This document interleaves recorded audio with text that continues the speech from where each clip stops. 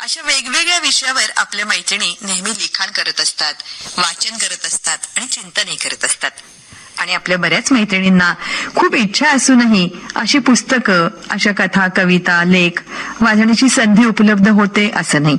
कधी वेळ मिळत नाही, कधी सवड नसते, तर कधी इच्छा असूनही ते करता येत नाही. मग अशा मैत्रिणींसाठी आपल्या या साहित्यिक मैत्रिणी नेहमीच आपला मदतीचा हात पुढे करत असतात. अशीच आपली मैत्रीण आजच्या आपल्या पहिल्या सप्तरंगी लेखणी या आपल्या मालिकेमध्ये आपल्याला भेटणार आहेत. वाईच्या प्रतिभाताई पाटणे. सध्या SSGM खंडाळा कॉलेज इथं त्या प्राध्यापिका म्हणून काम करतात. त्यांच्याकडून आज आपण अतिशय सुंदर अशा 2 पुस्तकांचा परिचय करून घेणार आहे. नमस्कार प्रतिभाताई. नमस्कार. प्रतिभाताई, पुस्तकांचा परिचय करून देण्याआधी माझा पहिला प्रश्न तुम्हाला असेल की ही वाचन आणि लिखाणाची प्रेरणा कुठून मिळाली? केव्हापासून लिखाण करता तुम्ही? वाचनाची आवड मला निर्माण झाली अगदी लहान वयातच. मी पहिलं पुस्तक जे वाचलं ते स्मृतिचित्र, लक्ष्मीबाई टिळकांचं. बरोबर. आणि तेव्हापासून मी वाचायला लागली. वाचता वाचता हळूहळू एक सवय लागली की जे पुस्तक वाचू आपण ते आपल्याला का आवडलं किंवा का आवडलं नाही किंवा त्यात काय नक्की लिहिलेलं आहे हे थोडंसं लिहून ठेवायचं. आणि असं करता करता वाईमध्ये आम्ही एक वुमन्स बुक क्लब सुद्धा चालवू लागलो. जवळजवळ 13 वर्ष हा वुमन्स बुक क्लब आमचा चालू आहे. आणि या महिला जे जे पुस्तक वाचतात त्या पुस्तकावरची त्यांची प्रतिक्रिया लिहून ठेवतात. आणि अशीच आवड मला सुद्धा निर्माण झाली आणि त्यातूनच मी प्रत्येक पुस्तक वाचल्यानंतर त्याबद्दलचं थोडंसं माझं मत आणि त्या पुस्तकाबद्दलची थोडीशी माहिती ही लिहून ठेवते. खरंच आहे की ही सवय आपल्याला पण परत परत आनंद देत असते. जेव्हा आपण ते वाचन करू, आपण जे लिहिलंय ते आपण वाचले की पुन्हा पुस्तकाचा गोषवारा आपल्या समोरून तो उलगडत जातो आणि तो वेगळा आनंद मिळतो. मग आज आपल्या आता मैत्रिणींना कोणत्या 2 पुस्तकांचा परिचय तुम्ही करून देणार आहे? आज मी अनुवादित पुस्तकांचा परिचय करून देणार आहे. त्यात पहिलं पुस्तक जे आहे ते चौघी जणी नावाचं आणि आपल्याकडच्या प्रसिद्ध लेखिका शांता शेळके यांनी त्यांचा अनुवाद केलेला आहे. आणि दुसरं पुस्तक जे आहे ते पुस्तक आहे ज्योत्स्ना प्रकाशनाने अनुवादित केलेलं हॅनाची सुटकेस. अशी 2 पुस्तकं त्याचा परिचय मी आज महिलांना करून देणार आहे. अगदी आपल्या मैत्रिणी उत्सुकतेने वाट बघतायत, कारण ही पुस्तकं प्रत्येकीने वाचली असतील असं नाही. सुरुवातीला जसं आपण म्हटलं की पुस्तकं न वाचताही आपल्या मैत्रिणींना वाचनाचा आनंद देणं, यासाठीच आपण ही मालिका सुरू केली आहे. तर मला वाटते की आपण आपल्या कार्यक्रमाकडे वळूया आणि पुस्तकांचा परिचय तुम्ही करून द्याल, त्यासाठी महिला उत्सुक आहेत.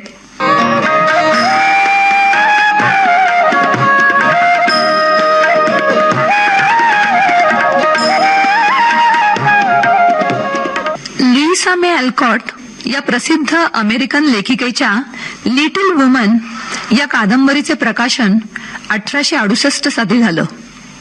प्रसिद्धी आणि लोकप्रियतेच्या शिखरावर अपूर्व यश मिळवलेल्या या कादंबरीचे अनेक भाषांमध्ये भाषांतर झालं. हॉलिवूडने या कादंबरीवर 2 वेळा चित्रपटही काढला. लिटिल वुमनचा पुढचा दुसरा भाग गुड वाईव्स या नावाने 1869 साली प्रसिद्ध झाला. या दोन्ही मूळ पुस्तकांचा मराठी अनुवाद सुप्रसिद्ध लेखिका शांता शेळके यांनी चौघी जणी या नावाने सलगपणे केला. सुमारे 150 वर्षापूर्वीचे अमेरिकन कुटुंब व्यवस्थेचे चित्रण या कादंबरीत येते. आपले बालपणीचे अनुभव लुईसा मे अल्कॉट या लेखिकेने सोप्या साध्या भाषेत चितारलेले आहे. जगभरातील अनेक तरुण तरुणींना आपले शैशव या कादंबरीत अनुभवण्यास मिळते. कुटुंबातील नातेसंबंध, सुखदुःख, आशा आकांक्षा, समस्या, स्वप्ने या साऱ्यांची गुंफण वाचकाला नैतिक मूल्यांच्या जवळ घेऊन जाते. अमेरिकेतील मार्च या कुटुंबाच्या या कथेत मुख्यतः लेखिका व तिच्या बहिणी यांचा समावेश आहे. मेघ, जो, बेथ, ॲमी या बहिणींचा स्वभाव वेगवेगळ्या प्रकारचा असला तरी चौघींचे नाते प्रेमाने एकमेकींशी जोडलेले आहे. याचे सारे श्रेय त्यांच्या आईला जाते. वडील युद्धावर गेल्यामुळे आई घरचा सारा कारभार व मुलींना सांभाळत असते. गरिबीमुळे करावी लागणारी काटकसर, कष्ट करूनही मुलींवर चांगले संस्कार होण्यासाठी मिसेस मार्च सतत प्रयत्नशील असतात. मेघ आणि जो छोटी मोठी कामे करून आपल्या कुटुंबाला हातभार लावत असतात. आपल्या आजूबाजूच्या कुटुंबात दिसणारे चित्र या कादंबरीतही दिसते. चारही बहिणी कधी मस्करी करत, तर कधी एकमेकींशी मदत करत, तर कधी भांडणे होऊन रुसवे फुगवे होत, परंतु त्यांचे एकमेकींवर व आपल्या आई वडिलांवर नितांत प्रेम आहे. या कुटुंबांच्या शेजारी राहणारे श्रीमंत आजोबा व त्यांचा आई वडील नसलेला पोरका नातू लॉरी याचे शेजारी म्हणून असलेले नाते मैत्रीपूर्ण असेच आहे. लॉरी खट्याळ अवखळ असला तरी मार्च बहिणींशी त्याचे नाते जिव्हाळ्याचे असे आहे. परंतु आई वडिलांशिवाय पोरका लॉरी मुलींच्या आईतच आपली आई शोधत असतो. त्याचे वृद्ध आजोबा लॉरेन्स व लॉरी यांनी या कादंबरीत अनोखे रंग भरले आहेत. या कादंबरीतील 4 बहिणींपैकी जो ही लेखिकेचे प्रतिरूप आहे. तिला साहित्याची आवड असल्याने प्रारंभीच्या काळातील तिची धडपड, आपल्या कलाकृतीला बक्षीस मिळावे हा तिचा प्रयत्न, पुस्तकाला बक्षीस मिळाल्यावर तिला झालेला आनंद याचा प्रत्यय होतकरू हौशी लेखिका म्हणून आपल्याला तिच्या लेखनातून मिळतो. या 4ही बहिणींचे बालपण गरिबीतही तडजोड करत साजरा केलेला नाताळ सण, वडिलांच्या आजारपणात आई घरी नसताना चौघींनी घर व घरकामासाठी केलेली धडपड, त्यातच आई नसताना बेतचे आजारपण आणि या आजारपणातच बेतचा अकाल मृत्यू, मेघचा विवाह, त्यासाठी साऱ्यांनी केलेली धावपळ, तसेच तिच्या वैवाहिक जीवनातील प्रारंभीचे अनुभव, असे अनेक हृदयस्पर्शी अनुभव वाचकांना आपल्या आजूबाजूला घडत असल्यासारखेच वाटतात.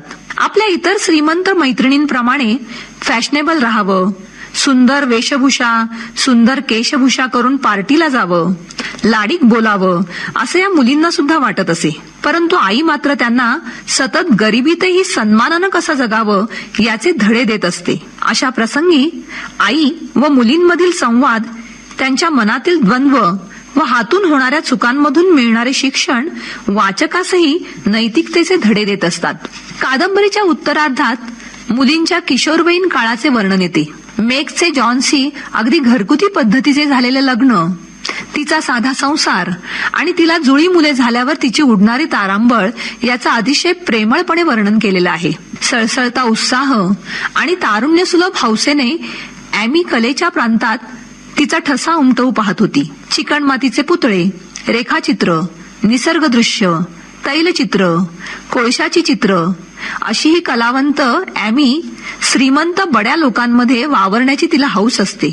आंट कॅरॉलच्या मदतीमुळे ॲमीला युरोप प्रवासाची संधी मिळाली. संस्कृती, इतिहास व परंपरेच्या व्यापक क्षेत्राचे अवलोकन करण्यास निघालेल्या ॲमीने घरी पाठवलेल्या पत्रांमधून प्रवासादरम्यानचे आलेले गमतीशीर अनुभव सुंदरपणे या कादंबरीत रेखाटले आहेत. पॅरिस, जर्मनी, स्वित्झर्लंड अशा देशांमधून ॲमीची भ्रमंती तिने रोजनिशीत लिहून ठेवलेली आहे. ॲमीची दुसरी बहीण जो नोकरीसाठी घरापासून लांब न्यूयॉर्कला जायचं ठरवते. तिथे आईची मैत्रीण मिसेस कर्क या वसतिगृह चालवत असतात. तिथे शिक्षिकेचे काम करत आपले लेखन उत्तम होईल अशी तिला आशा असते. तिथे तिला प्रोफेसर बाहर भेटतात. त्याची बुद्धिमत्ता, व्यासंग, विद्वत्ता या गुणाचे तिला आकर्षण वाटू लागते. त्यांच्याकडून ती जर्मन भाषा शिकू लागते. त्यांच्या सल्ल्यानुसार जो सनसनाटी लेखन बंद करते. खून, मारामाऱ्या, चोऱ्या, दरोडे असले कथाविषय ती आता टाळू लागते. लेखनावर जमवलेल्या पैशातून जो बेतला हवा पालटासाठी दूर जाण्याचा बेत मनात रचत होती. परंतु बेतने समुद्र किनाऱ्यावर जाण्याचे ठरवले. हॉटेलमधील सर्व प्रवासी दोन्ही बहिणींकडे सहानुभूतीने पाहत असत. एक दुखणेकरी अशक्त बहीण व दुसरी उंच सशक्त तिला सांभाळणारी बहीण, या जोडीकडे सारेच जण करुणेने पाहत असत. बेतच्या बोलण्यात मृत्यूची जाणीव डोकावू लागली होती. मिस्टर मार्च आणि मिसेस मार्च या उभयतांना सुद्धा वस्तुस्थिती कळून चुकली होती. इकडे मेघची मुलं आता वर्षाची झाली. दिवस रात्र ती मुलांच्या सेवेत मग्न असे. मुलांमुळे बायको दुरावते असा विचित्र विचार जॉनच्या मनात आता डोकवत असे. त्यामुळे दोघांच्या नात्यात दुरावा निर्माण होऊ लागला होता. ही गोष्ट मेघ आपल्या आईजवळ बोलून दाखवते. तसेच जॉनची कशी उपेक्षा केली हे प्रत्यक्ष जॉनशी बोलूनच हे सारे बदलण्याचा निर्धार करून मेघ दोघांमधील दुरावा नाहीसा करते. वैवाहिक सुखाचे मर्म मेघला चांगलेच उमगले होते. घर हे स्त्रीचे खरे साम्राज्य आहे आणि या साम्राज्यात आपण राणी म्हणून नव्हे तर पत्नी आणि माता म्हणून सार्वभौम सत्ता गाजवते याचा प्रत्यय तिला आता येत होता. तर लॉरी ॲमीला भेटायला नीसला गेला. तो खरे तर आठवडाभरच तिथे राहणार होता, पण जवळजवळ महिनाभर राहिला. ॲमीलाही परदेशात घरगुती परिसर निर्माण झाल्यासारखं वाटलं. निघताना लॉरीने ॲमीला एक पत्र लिहिलं. त्या पत्रात आळशी लॉरेन्सला बदलायचं ठरवून शहाण्याप्रमाणे आजोबांकडे जाण्याचं कबूल केलं. लॉरीच्या आजोबांकडे जाण्याच्या निर्णयाने ॲमी सुखावली, पण तो गेल्यावर मात्र तिला चुकल्यासारखं वाटू लागलं. इकडे बेथला अशक्तपणा हळूहळू वाढू लागला. तिला शेवटचे दिवस आरामात जावेत यासाठी कुटुंबीय धडपडू लागले. आई सतत तिच्या जवळ बसून शिवणकाम करी. जॉन तिच्या आवडीची फळं आणून देई. बेथ स्वतः अशक्त होऊनही शिवणकाम विणकाम करत बसे. छोटे छोटे हातरुमाल, बाहुल्यांसाठी झगे, पुस्तकांच्या पिशव्या, हातमोजे विणून ती खिडकीतून शाळेत जाणाऱ्या मुलांना त्या वस्तू भेट म्हणून देत असे. मुलांना वस्तू वाटणारी बेथ एखाद्या परीप्रमाणे वाटे. आणि एक दिवस बेथची खोली शांत नि निस्तब्ध झाली.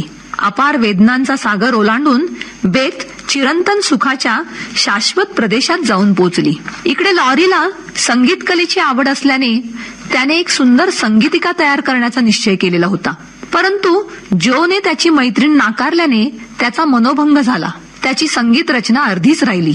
पण ॲमी व लॉरीचा पत्रव्यवहार वाढू लागला. त्याचबरोबर त्यांची मैत्रीही पुन्हा बहरू लागली. आता मेघची डेझी आणि डेमी हळूहळू मोठू होऊ लागली. त्यांना नुकतेच 4थे वर्ष लागले होते.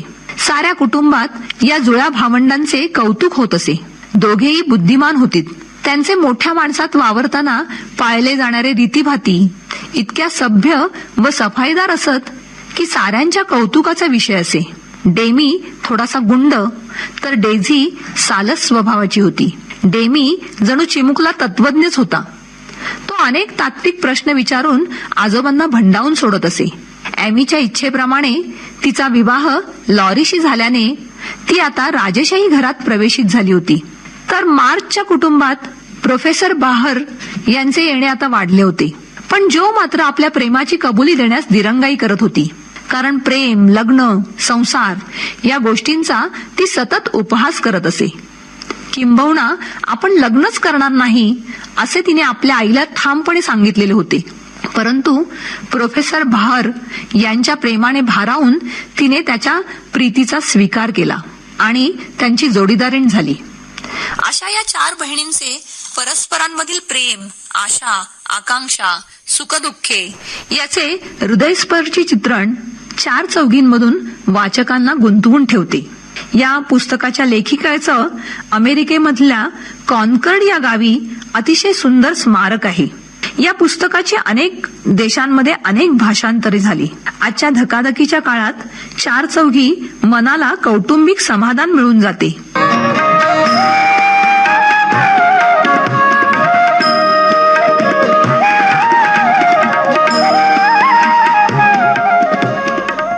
कॅरन लिवाईन या लेखिकेने लिहिलेल्या पुस्तकाचं हॅनाची सुटकेस हा अनुवाद माधुरी पुरंदरे यांनी केला आहे. या पुस्तकात 1930 ते 1940 या दशकामधील सत्यकथा मांडलेली आपल्याला पाहायला मिळते. जगातील 37 भाषांमध्ये भाषांतरित झालेलं असं हे पुस्तक. चेकोस्लोव्हाकिया या देशातील हॅना व तिच्या कुटुंबाचे अनुभव आणि आजच्या काळातील जपानमधील टोकियो शहरात राहणारी फ्युमिको इशिओका व तिच्याबरोबर काम करणाऱ्या मुलांचा लहान गट आणि कॅनडामधील टोरंटो शहरातील गृहस्थ अशा सर्वांना ही कथा एकत्र आणते. भूतकाळातील अत्याचारांची आठवण करून देत भविष्याबद्दलची आशा जागी करणारी गोष्ट या पुस्तकातून वाचकांसमोर येते. 1939 मध्ये सुरू झालेलं दुसरं महायुद्ध 1945 मध्ये संपलं आणि या काळात छळ छावण्यांमध्ये ज्या भयानक गोष्टी घडल्या त्याची माहिती जगासमोर येऊ लागली. जगाच्या मानवी इतिहासात सामूहिक हत्यांची घडलेली भयानक घटना असंच वर्णन या पुस्तकाचं करावं लागतं. दुसऱ्या महायुद्धात हिटलर व नाझी पक्षाने ज्यू धर्मीयांचा संहार साऱ्या युरोपमध्ये केला. या नरसंहाराला होलोकास्ट असं म्हटलं जातं. हे कसं व का घडलं, तसेच अशी घटना पुन्हा घडू नये यासाठी काय करता येईल यावर विचारमंथन होत आहे. या हॉलोकॉस्टच्या इतिहासाकडे अलीकडेच जपानचं लक्ष गेलंय. जगात शांतता, सहिष्णुता, सामंजस्य नांदावं या इच्छेने एका दानशूर गृहस्थाने आपले नाव गुप्त ठेवून Tokyo Holocaust education resource centre ही संस्था काढली. चेकोस्लोवाकियामधल्या या मुलीच्या कुटुंबाची ही सत्यकथा म्हणजे हॅनाची सुटकेस. दुसरं महायुद्ध आणि जर्मनचा हुकुमशहा ॲडॉल्फ हिटलर याच्या निर्दयपणाच्या कथेनं वाचकांचं मन हेलावून जातं. हॅनाच्या सुटकेसमध्ये दुःख व आनंद याचं थोडं थोडं दर्शन होतं. हॅनावर व तिच्या कुटुंबियांवर झालेले अत्याचार व त्यातूनही या कुटुंबाने भविष्याबद्दल आशा पल्लवित करणारे चित्रण आपल्याला या पुस्तकात दिसतं. हॅनाचं बालपण खूप आनंदात व्यतीत होत असतं, परंतु दुसरं महायुद्ध मात्र तिच्या संपूर्ण कुटुंबावर हालाकीची परिस्थिती ओढावतं. त्यातच सैनिक हॅनाची आई, वडील, भाऊ या साऱ्यांनाच पकडून नेतात. हॅनाचा भाऊ व हॅना एकत्रितपणे छावणी तळावर राहतात, पण त्यातूनही पुढे त्यांची ताटातूट होते. हॅनाला गॅस चेंबरमध्ये कोंडलं जातं. तिच्या सुटकेच्या पत्त्यावरून हॅनाच्या संपूर्ण चरित्राचा वेध घेतला जातो. मार्च 2000 साली टोकियोमधील हॉलोकॉस्ट एज्युकेशन सेंटरमध्ये अचानक एक दिवस एक सुटकेस आली. ही सुटकेस आल्याबरोबर मुलांच्या मनात असंख्य प्रश्न निर्माण झाले. ही हॅना नेमकी कोण आहे, तिचं नक्की काय झालं, असे अनेक विचार मुलांच्या मनात येऊ लागले. कारण या सुटकेसवर पांढऱ्या रंगात लिहिलेलं होतं, हॅना ब्रँडी, 16 मे 1931, अनाथ. हॉलोकॉस्ट एज्युकेशन सेंटरच्या संचालिका फिमिको एशियाका यांनाही या प्रश्नांची उत्तरं माहीत नसल्याने त्यांनी हॅनाचा शोध घेण्याचा चंगच बांधला. जपानमधून युरोप, कॅनडापर्यंत त्या पोहोचल्या आणि त्यातूनच दुर्दैवी हॅनाची कथा, तिने भोगलेले दुःख, चेकोस्लोवाकियातील कुटुंबाचे अनुभव हॅनाची सुटकेसमधून आपल्याला वाचायला मिळतात. भूतकाळाची आणि भूतकाळातल्या अत्याचाराची आठवण करून देताना भविष्याविषयी निर्माण झालेली आशा या पुस्तकातून डोकावते. तसेच जगातील मुलांना इतिहासाविषयी कळावे या हेतूने टोकियो हॉलोकॉस्ट एज्युकेशन रिसर्च सेंटरमध्ये जपानमध्ये जे स्थापन करण्यात आलं, त्यातून विद्यार्थ्यांना सहिष्णुता आणि सामंजस्य नांदावं या दृष्टीने या सेंटरमध्ये काम केलं जातं. या सेंटरच्या मुलांनी स्मॉल विंग्स नावाचा गट स्थापून जागतिक शांततेसाठी वार्तापत्र प्रसिद्ध करतात आणि आपल्या कृतीमधून 21व्या शतकात शांतता प्रस्थापित व्हावी यासाठी प्रयत्न करतात. हॅना व तिचा भाऊ जॉर्ज ब्रँडी या दोघांमधील बहीण भावांचे एकमेकांवर असलेले प्रेम या पुस्तकातून अनुभवण्यास मिळते. 13 वर्षीय हॅना 23 ऑक्टोबर 1944 मध्ये गर्दीने भरलेल्या मालगाडीतून गॅस चेंबरमध्ये पाठवलं जाते. तेव्हा तिला एकच सुटकेस बरोबर ठेवण्याची परवानगी असते.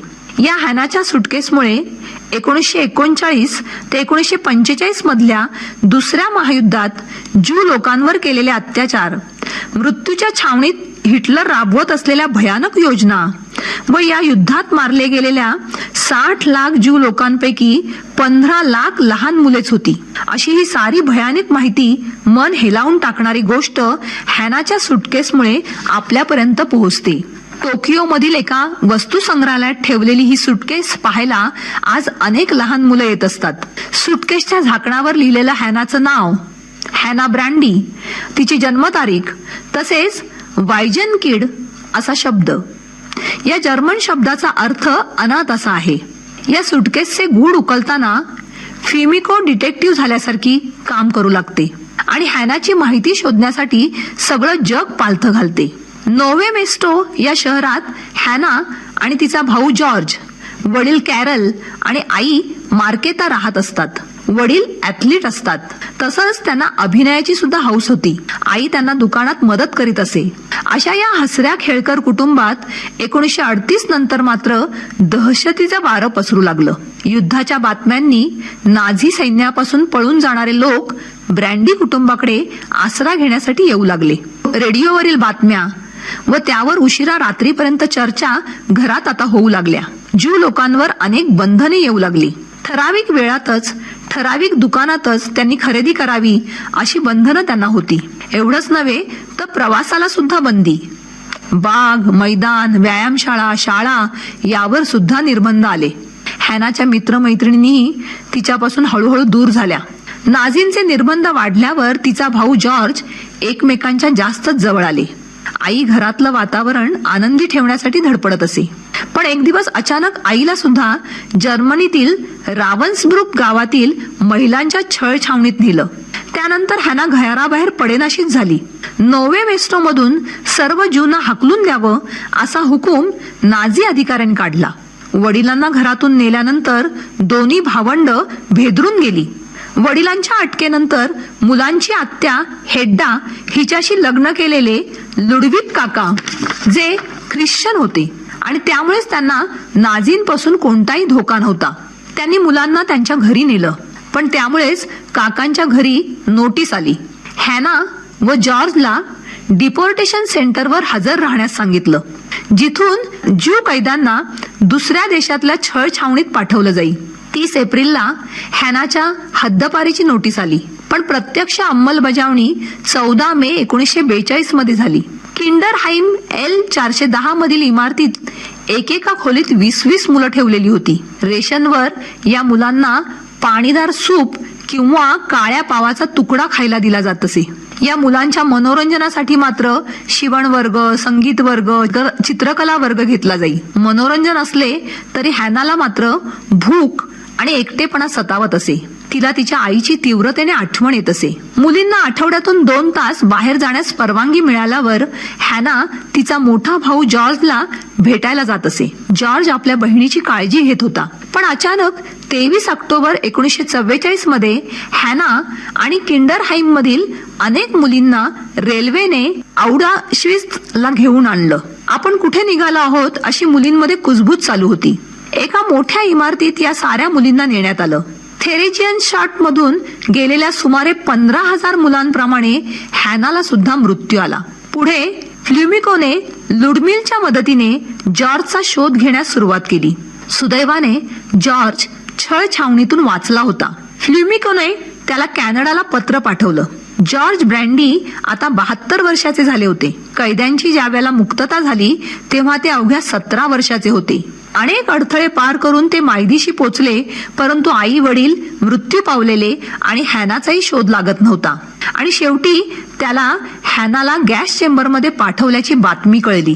तेव्हा त्यांच्या पायातील शक्तीच नाहीशी झाली. हॅनाच्या या गोष्टीतून सहिष्णुतेचा संदेश फ्लेमिको, जॉर्ज आणि ती सुटकेस यांनी आपला प्रवास आजही चालू ठेवलेला पाहायला मिळतो.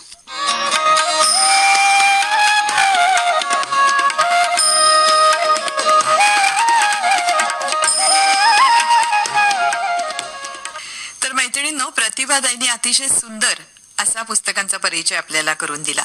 म्हणजे ही पुस्तकं न वाचता सुद्धा या पुस्तकामध्ये काय आहे, आपण यातलं काय काय घेऊ शकतो, यातून आपल्याला कसा आनंद मिळतोय याचा अनुभव प्रत्यक्ष प्रतिभाताईंनी आपल्याला सप्तरंगी लेखणीतून दिला. प्रतिभाताई, आता जाता जाता आपल्या मैत्रिणींना काय सांगाल, की आपली तक्रार नेहमी असते की आपल्याला वाचायला वेळ मिळत नाही किंवा इच्छा असते पण बऱ्याच अडचणी येतात, तर त्याच्यावर मात कशी करून आपण आपली वाचन प्रेरणा स्वतःलाच आपण कशी द्यायची, याविषयी काय सल्ला द्याल आपल्या मैत्रिणींना? मैत्रिणींनो, गृहिणी म्हटलं की वेळ नाही अशी एक तक्रार सतत आपण करत असतो, पण ती तक्रार खरं रास्त नाही. आपण इतर कामं जशी करत असतो तसाच थोडा वेळ आपल्या वाचनासाठी राखून ठेवायला शिकलंच पाहिजे. थोडा वेळ जेव्हा तुम्ही द्याल तेव्हा आपोआप वाचन करण्याकडे तुमचा कल वाढेल आणि ती आवड निर्माण झाली की मात्र तुम्ही वाचनाशिवाय झोपूच शकणार नाही अशी अवस्था आपोआप निर्माण होईल. आणि वाचन हा एकमेव प्रकार असा आहे की जो अतिशय समाधान मिळवून देतो आणि आपल्या ज्ञानात सतत भर घालत असतो. अगदी छान. आपल्या मैत्रिणी हा नक्की सल्ला आपल्या लक्षात ठेवतील. आणि तुम्ही जसं म्हणालात की आपण बाकीची कामं जशी करतो त्याच्यामध्ये ते वाचन हे आपलं काम आहे असं समजून आपण सुरुवात केली तर हळूहळू आपल्याला नक्कीच वेळ मिळायला लागेल. तर आज आमच्या स्टुडिओमध्ये आपण आलात आणि या सप्तरंगी लेखणी या मालिकेतून पुस्तकांचा परिचय आपल्या मैत्रिणींना घडवलात. आकाशवाणीच्या वतीनं खूप धन्यवाद आणि नमस्कार.